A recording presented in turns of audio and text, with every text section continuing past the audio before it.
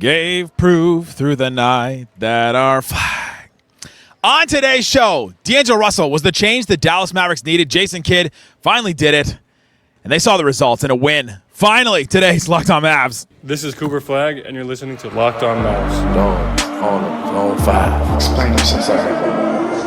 All these changes, I still got my dog Dwight Powell. And he played. You are Locked On Mavs. Great, bro. Your daily Dallas Mavericks podcast. Part of the Locked On Podcast Network. Still can't leave me alone. Your team every day. I'm on Inner City like that. Where we let it ride! Finally. Forgot what it felt like. Oh, back again, letting it ride. And welcome, you're locked on to the Dallas Mavericks, your team every day. My name is Nick Angstadt, media member covering the Mavs for 10 years. Thanks for reading every day. We're making Locked On Mavs your first listen each and every day. Appreciate you for checking out the show. Making Locked On Podcast Network, the #1 sports podcast network out there. Today's episode is brought to you by Game Time. Download the Game Time app. Use that code LOCKEDONNBA. You get $20 off your first purchase. And joining me, as always, the post-game prodigy for the Great Slightly Biased YouTube channel. What you got for me, Slightly Biased? Well, I did realize that today was the proof that I don't really care about football much at all. Because I was thinking, I was like, I need one of these teams to win today. One of my local teams. And I was thinking, would I rather the Cowboys win this must-win football game or the Mavs win game 3 of an 82-game season? And I was like, I'd much rather Mavs win. Game 3 of an 82-game season or one of 17. Much rather than one game of an 82-game season. Today's episode, we'll get on the Mavs versus Raptors game. We'll talk about that win. I want to talk about P.J. Washington. Thought he was good. Max Christie was also good. We'll talk about Anthony Davis and his slow start and then his attack in the third quarter. We'll obviously talk about Cooper Flagg and just he continues to just level up every single game, it feels like. But let's start here slightly. Jason Kidd, the Dallas Mavericks, so many players on the team, and just people around the team. I was getting calls. People were telling me, just be patient. Just be patient. We'll figure this out. It's only 2 games in. Trying to preach the patience thing. And I was sitting here going, I don't know about you guys. I watched those first 2 games. I was here for those first 2 games. I was here in person, and that was bad. The first 2 games were awful. And it confirmed basically all the fears we had over the offseason about how bad the offense could be, about Jason Kidd trying to run this no point guard big lineup. Could the Mavs create any shots? Could they actually do this? And I was concerned before the season about them doing it at a high level. Not doing it at an NBA level. And then after 2 games, I was concerned about them doing it at an NBA level. Yeah. And then Jason Kidd made a change in this game that I think is so notable. He decided to play D'Angelo Russell. Russell played 15 minutes in the first game. He played 8 minutes in the second game, 0 minutes in the second half of the second game, and ended the game, this one tonight, with 29 minutes. Third on the team in minutes, which I think is notable. 24 points, 6 assists, 8 of 18 from the field, missed a bunch of shots, started 1 of 9 from the field or something like that. And the one he hit was this insane buzzer beater, 25-foot 3 that he just heaved up that actually got him going. But the change that D'Angelo Russell brought is the Mavs so desperately needed any kind of ball movement, any kind of dribbling. Honestly, anybody that could dribble farther than 5 feet to their left or their right. They needed somebody to dribble north-south. They needed somebody to just move around. He made some mistakes. He had 2 really awful transition passes. He was trying to get, acquainted with everybody. And it reminded me, we've only seen, 25 minutes of D'Angelo Russell on this Mavericks team. Some of this stuff is going to take time, and it is going to take patience, but I thought Jason Kidd made the right move to bring in D'Angelo Russell because that's so obviously was what the offense needed. Yeah, I mean, it was kind of it proves true again tonight. I don't really feel like they're that committed to the double big lineup despite what they've been telling us. I'm still trying to figure out where Gafford's going to play. I know. This is going to be really interesting to see what happens when Gafford is back. But yeah, I mean, if you want to unlock some of these things, you have to have an actual point guard out there. And they were experimenting with stuff, obviously. Nembhard still got early big minutes in the first 2 games. He didn't play at all tonight. I think part of that probably has to do with the fact that D'Lo was playing really well. If D'Lo has a tough, he did start really rough from the field shooting wise, but he was getting to the free throw line and he was still impacting the game. I thought a couple nights ago we were talking about it. He had the 1, 2, 3 stat line that everyone was making fun of. Everyone, D'Angelo Russell's teaching us all how to count. But if you watch the game, it was but he's contributing though. The team just looks way better when he's out on the floor. They're getting better looks. And tonight really proved that even when he was struggling from the field to start because he was getting to the free throw line, he was getting 2 feet in the paint. He clearly has a two-man connection with Anthony Davis. Like, it's just important to have a guy like that, especially if you are going to play with pace. Having a guy like D'Lo or just a point guard in general helps out so much there. So, yeah, I mean, it was a very easy change, I feel like. And I do wonder what this looks like moving forward. Did D'Lo just kind of like solidify his spot now, or is this going to continue to be an experiment thing, and who knows what's going to happen next? Well, the thing that happens next is a question we'll probably be asking in the coming days, but does he take Klay Thompson's spot in the starting lineup? Because that's the obvious. Well, there's another guy. Who would you put? Lively? Max Christie's been fantastic. Oh, we're putting 2 in the starting lineup? I'm saying who do you replace in the starting lineup if you're going to put D'Angelo Russell there? No, I'm saying if you're going to take Klay out. I thought that's what you were... Oh, no. I'm saying put D'Angelo Russell in his place because Klay's the obvious starter because PJ's played really well. Yeah. You're not gonna move Flagg or Anthony Davis, and Lively is arguably your third or fifth or fourth best player on the team. And so that, but to the point of D'Angelo Russell, it was just such an obvious change that needed to happen.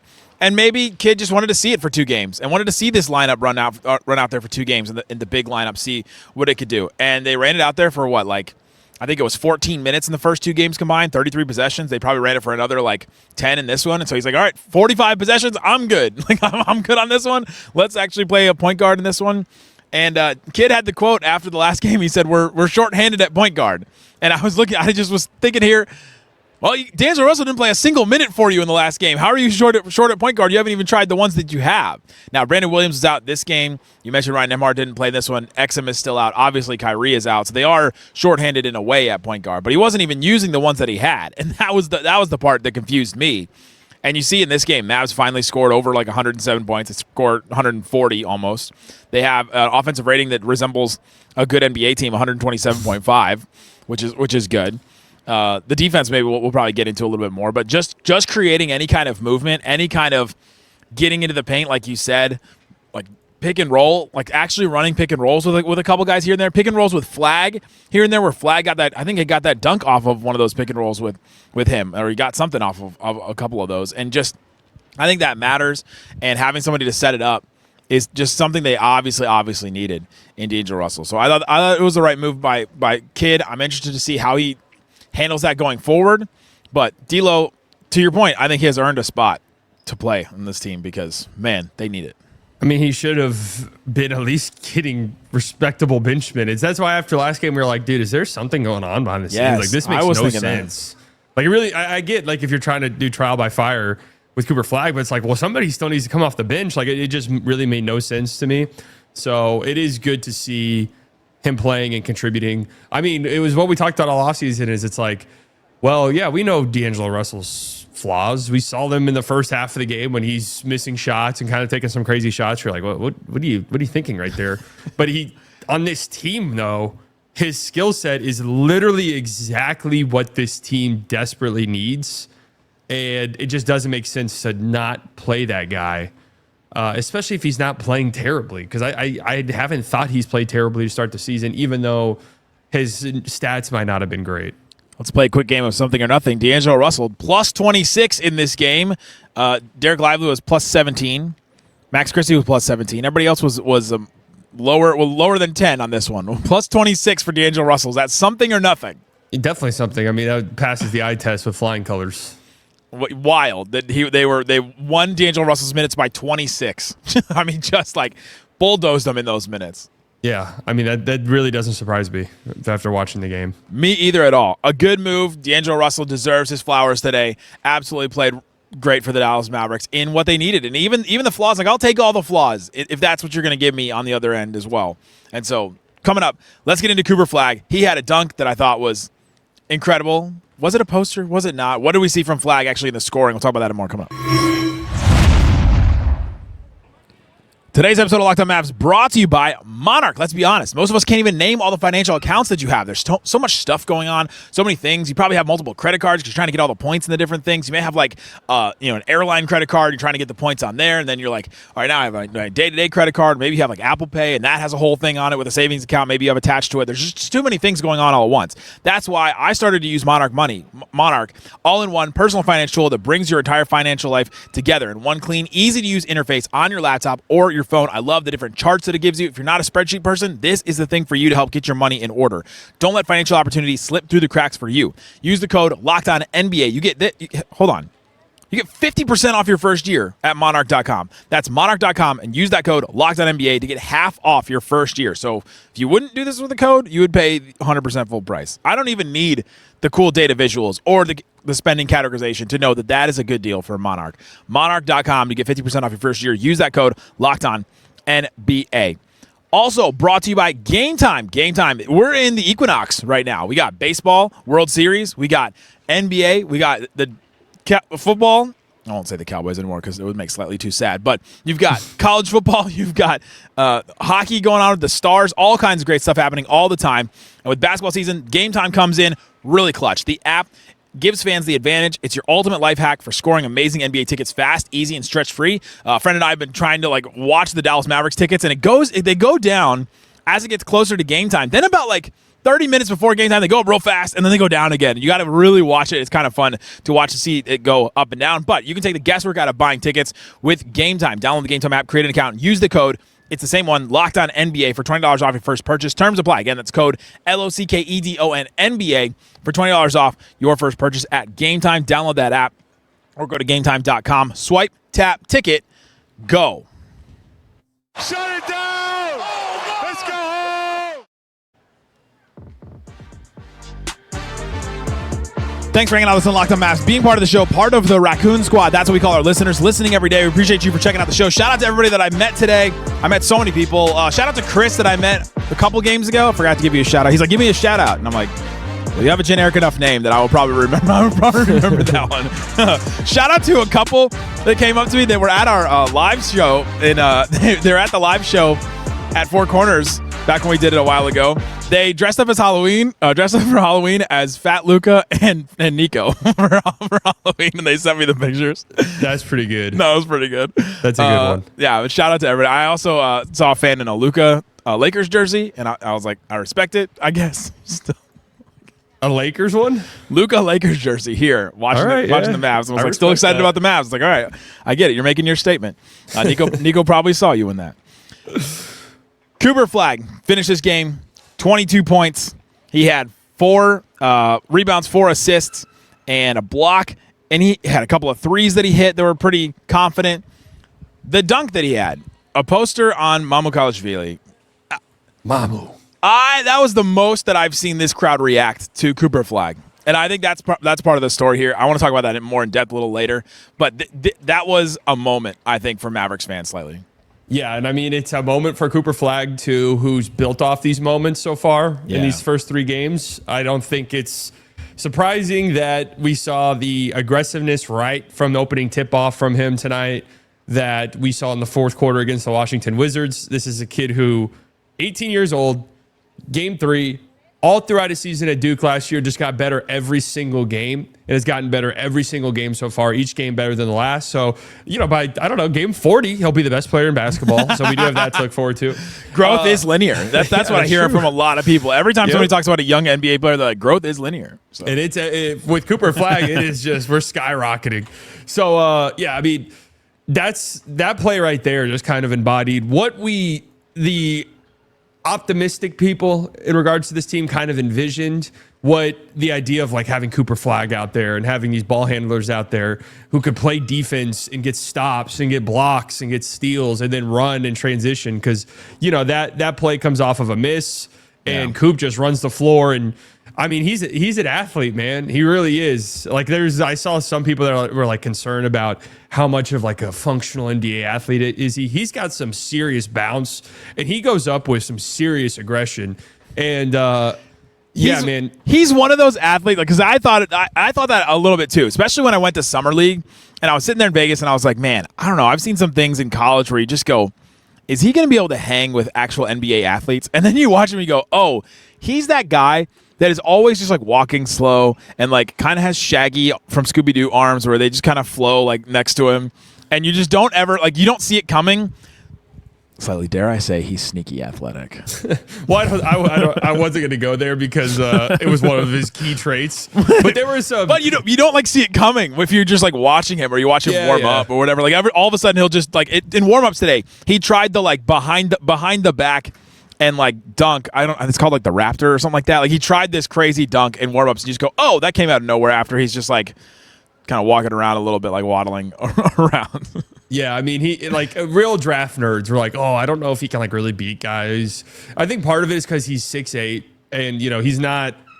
These smaller guards, 6'9" is what he's listed as on Basketball Reference. These smaller guards, like it really pops when they're blowing past guys and stuff. But we've even seen Flagg. That spin move is quick, and he gets past guys with it pretty easily. I know that's kind of a move that he overly relies on, but it's a good move. And it's been a few games now that we've seen him burn some pretty good defenders with that spin. Like Colin Murray-Boyles got drafted for his defense. That's his whole thing. Yeah, and Coop cooked them with that spin move once. So it's good to see. And yeah, the transition stuff, that whole third quarter run was sparked by an 18-year-old Cooper Flagg. Like D'Lo played really well. AD comes off the floor, and they just play so fast. And it is sparked by Flagg getting out in transition. It's sparked by a couple of dunks.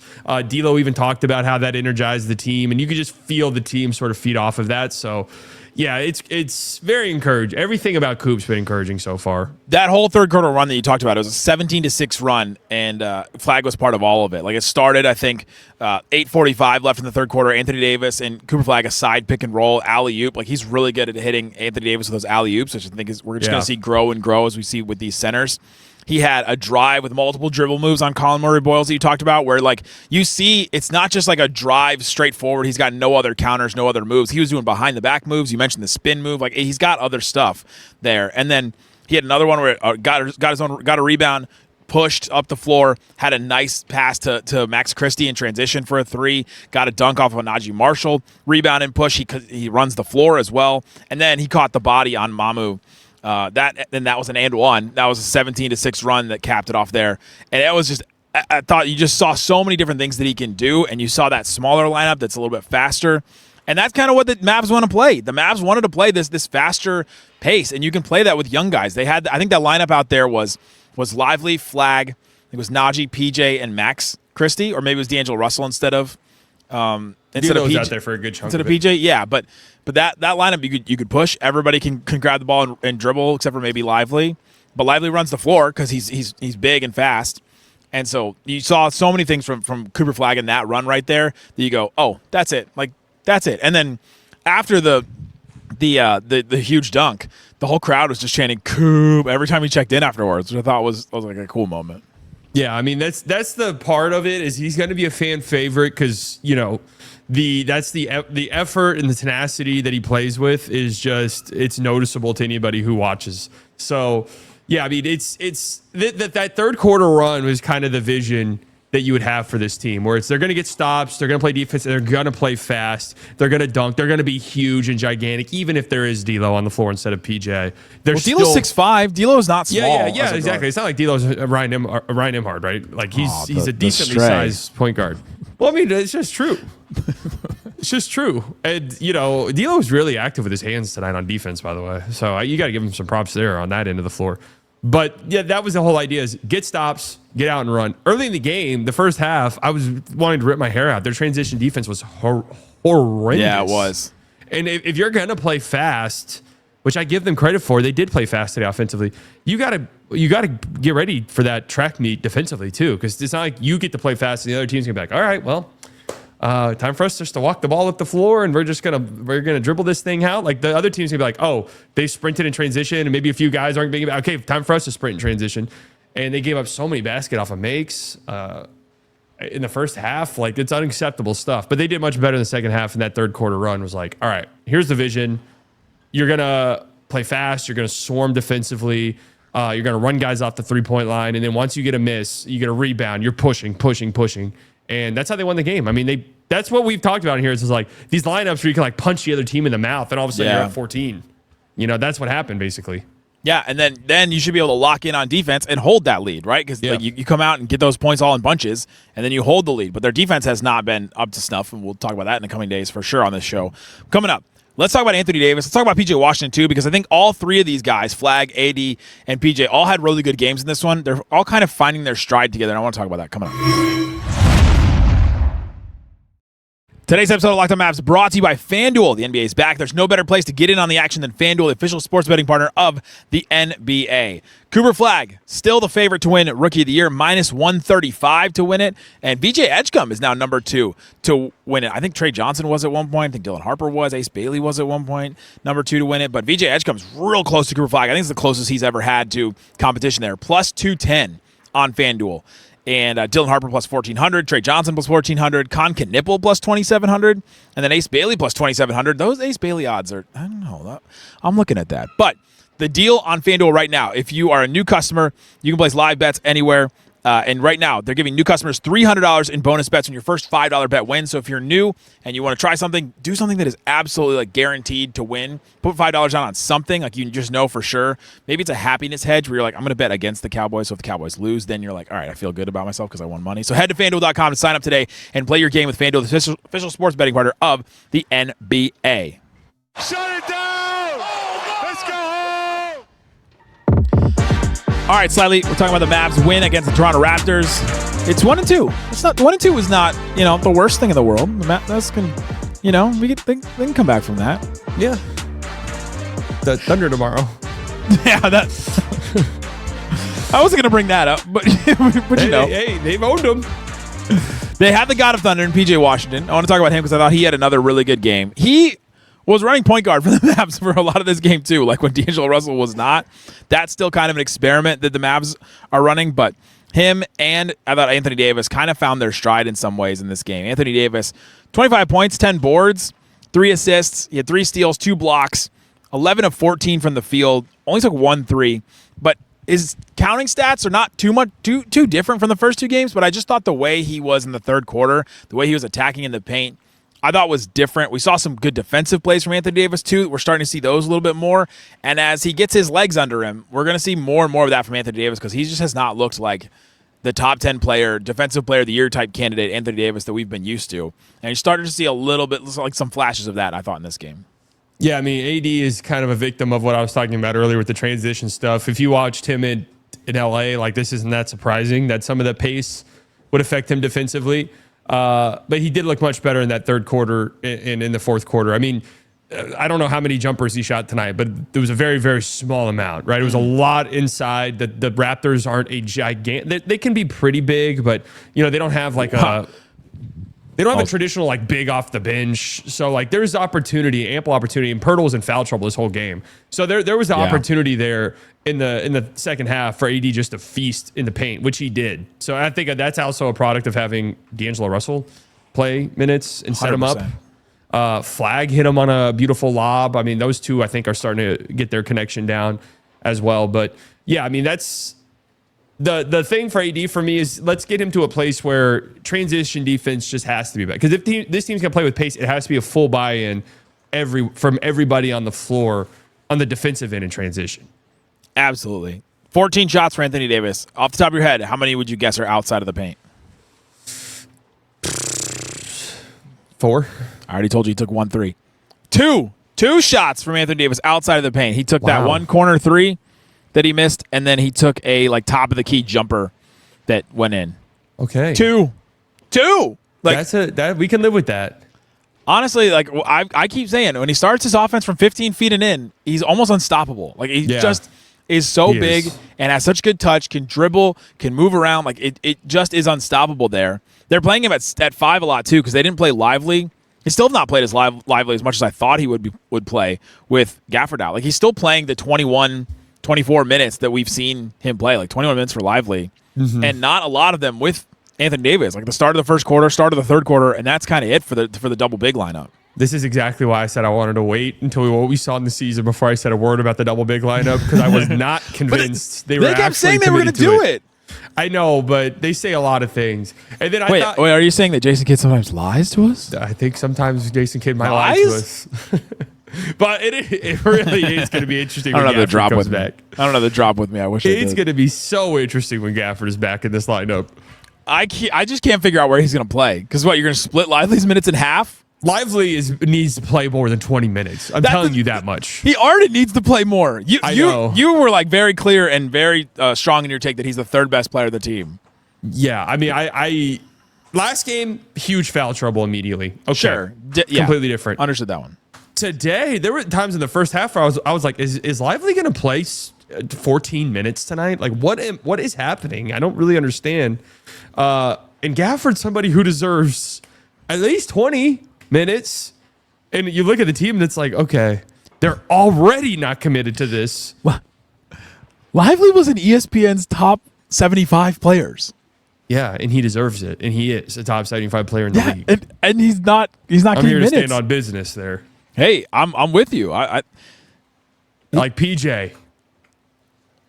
Like PJ. You're standing like PJ. I was like, what are we going to say about PJ? Oh, PJ's been awesome, man. Oh, my Lord. Talk about also finding his stride. Still continues to be really great. 17 points, 7 rebounds, 5 assists. Only had two turnovers in this one, even though he handled the ball a lot, which I think is definitely notable. He's figuring out something there. And just like the way he drives into the paint has just been finishing through contact, finishing above guys. He's just using his size, his like arm, like extension length. Like he's using all that so much better this season than I've seen in seasons past. Yeah, to me, he's playing with absurd confidence right now. And he's always been a confident guy, don't get me wrong. But on his drives, it really feels like somebody probably just showed him tape of all the drivers across the league and we're like, hey, man, you're strong. You're a big, strong dude. You can just shoulder these dudes into the stanchion and they will not call it. Like they don't call that a foul ever. It's a good move. It generates space. You can do that. And there's not a lot of guys in the league who will just body that up from you. And he's been relentless with his attacks on the basket so far this season. And that's really important for this team. So, I mean, I tweeted this a couple nights ago where I said PJ Washington's been by far the best player on the Mavs, and that's not a good thing. And I know PJ reads tweets because he's liked a few of my tweets before, like the 2 or 3. Why is it that like the bad ones? It's always the bad ones. Stop live tweeting games because I'll tweet a sea of good things and they'll be like, "What?" And like, But well, I tweeted during the. I stopped tweeting as much too, and I tweeted during the game. I did not defend Anthony Davis as a top 10 player in the NBA all offseason for him to be outplayed by Sandru Mamukelashvili. And then Mamu. He started the 80 started to go off. I got all these replies like this aged terribly. And I'm like, I'm really glad it did. I did not want to be right about that.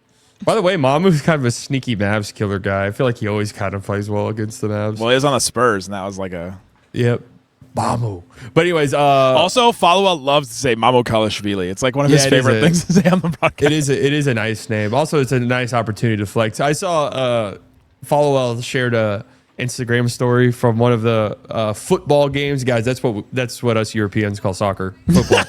One of the football games. And the pronunciation. Oh, wait. Maybe it was. You can't claim the whole continent. Wait. It actually wasn't American football. And then, guys, that's what we call American football. We don't call it what we call American football. Maybe it was an American football game where it was like the quarterback had a crazy last name and the wide receiver had a crazy last name. And he posted, I was like, oh, you're just flexing. You're just flexing at this point. Well, he speaks Spanish. Like he's called some games in Spanish before. He's the GOAT for a reason. Yes, 100%. He's in his 27th season covering the Mavs. Yeah, he's very good. 27. But also a friend of the show. Also a friend of the, he could be listening to this on a run right now. Shout out to you, Follow the GOAT. We love you, Follow. You know that. What were we talking about? We were talking about PJ. Yeah, PJ's been great. I was saying about the tweet. Like, I don't want that to get interpreted because I love PJ. PJ Washington can play on my team any day of the week. That guy can retire a Maverick for all 100%. I love that dude, and I'm so happy he's on the team. I think after that finals run, it solidified it to me, but I feel about him like the way I felt about Dodo on the Mavs. Yeah, he's easily up there for one of my favorite Mavs ever. And honestly, I've really liked what Naji's brought to the table. Obviously, he's a very different role this year than he had like at the end of last year. But I think because of that, his defense to me has looked noticeably improved. Because last year, yes, they brought him in to be like that Derrick Jones Jr. replacement defensively, kind of. Where's the drop? Dogs, all of us. Like, yeah, that was what he brought him in to do. He's been a great defensive player throughout his career. Last year, I thought he was good defensively. Like, I'm not saying he was bad, but I think that the role, the like heightened role he had offensively, maybe took a few things away from him defensively. But I think he's been great so far, and I've loved his energy. Sneaky good game, 12.6 boards, 3 assists, 2 steals, plus 8 off the bench. Played 25 minutes, too. Like, kid is playing him, and he is one of those where the Mavs have so many guys that can grab a rebound and push. Yeah. Naji, PJ, Flagg, obviously D'Lo. Klay did it a couple times tonight. I thought Klay had a couple of good moments, even though he's been much maligned to start this season. I have a theory about Klay, and I want to get your thoughts on it. Okay. So, the Labubu trend. Megan Thee Stallion makes a Labubu with Klay Thompson's jersey on, and all of a sudden Klay Thompson starts playing badly. Are those things are connected in any way? Is there any kind of demonic Labubu force on Klay Thompson? So I'm about to show my age a little bit here. I know the Labubu trend. I know they're like demonic entities, is what some people believe. I think they just have the face for it. What's the connection with the Dubai chocolate? I think they're just both trends. I know. I've heard like Dubai There's a chocolate connection. Labubu or something. Is there Dubai chocolate in the Labubus? Maybe. Who knows? I've tried a Dubai chocolate and it is trash. What? No, you got to. Okay, this is not an endorsement. We do not have. We're not getting money from this. Are you about to say crumble cookies? No, stop. Big Dash. 1,500 calories in one of those cookies. Big Dash in Las Colinas. Get the Dubai chocolate strawberries. It was the trend thing on TikTok this summer. Delicious. I've had it like 3 or 4 times. All right. Well, you cover incredible. Any fruit and chocolate, it's gonna be good. So that's not even a flex. It's like I just told you that like Jokic is good at basketball. Klay, I didn't necessarily. You didn't answer my question if you thought that the Labubu. It's possible. It is possible. Klay, I don't think it was much of a coincidence that they go on that run without Klay. I'll just say that they went on the run without AD too. A defensive standpoint and getting out and running and being fast. Older legs, stuff like that. I do wonder what the appetite is if down the road, if Christie keeps playing this well, because Christie's been fantastic and it goes beyond like the very hot 3-point shooting start. That's not sustainable, obviously, but his process just looks really good. What is that? What is the appetite there? It's interesting, and it depends on what he's given the team. He had a couple of moments where he was running like some pick and rolls and running some offense. Yeah, he had some nice passes tonight. And he hit what did he hit like 3 threes? He hit 2 threes. He hit 2 threes. He had 2 other shots. Had 3 assists. It's like it wasn't as bad as the first couple of games. He played 20 minutes. He looked good offensively tonight and was solid in those minutes. Also, Glorilla was here, and apparently she's dating Brandon Ingram. Which couple would you rather have if you had to power rank the couples between Klay Thompson, Megan Thee Stallion, and Glorilla and Brandon Ingram? Both pretty solid options. I mean, that's pretty good combos. That is. I mean, it's Meg Thee Stallion though, easily just by herself. Easily. She's like when we did that front court debate a few years ago, and it was like, well, are you just counting Jokic as his own entity? Because I'd just rather have that than Wait, you're saying that Megan Thee Stallion carries the Klay Megan relationship? Klay's a good-looking guy who's obviously done very well for himself. Obviously. But, I feel like anyone's punching above their weight with Meg Thee Stallion, to be fair. Also, I heard that Meg Thee Stallion and Glorilla used to be friends, and they're not anymore. So I thought you were about to say something else. What? For some reason, I thought you were about to say. For some reason, I thought you were about to say. I heard Meg Thee Stallion listens to the show, and I was about to be like, okay. Okay, we do know that she knows that Kevin Gray exists, so we are. That is like the 3 degrees separation from Megan Thee Stallion. That's true. We're not that far off, honestly. Because Meg Thee Stallion heard that Kevin Gray asked the question about her in media day, and that Klay didn't answer it, and that she was upset about it. Okay. So she knows Kevin exists. Then we're not that far off. Yeah, honestly. Kevin is friend of the show. Obviously, I was talking to him tonight, and so 3 degrees separation. Meg Thee Stallion, if you're listening to this, give us a sign. She posts on her story like, what would happen to our lives? That would be insane. I honestly don't know. Thanks so much for hanging out with us on Locked On Mavs. Go check out Slightly Biased, great YouTube channel. All kinds of good stuff happening. Check the QR code or the links in the description for different ways to follow the show. I'll have more stuff coming up for you later today about Cooper Flagg's dunk, Max Christie, and all that. Thanks so much for listening to Locked On Mavs. Peace out. Boom! January 3rd was a great day.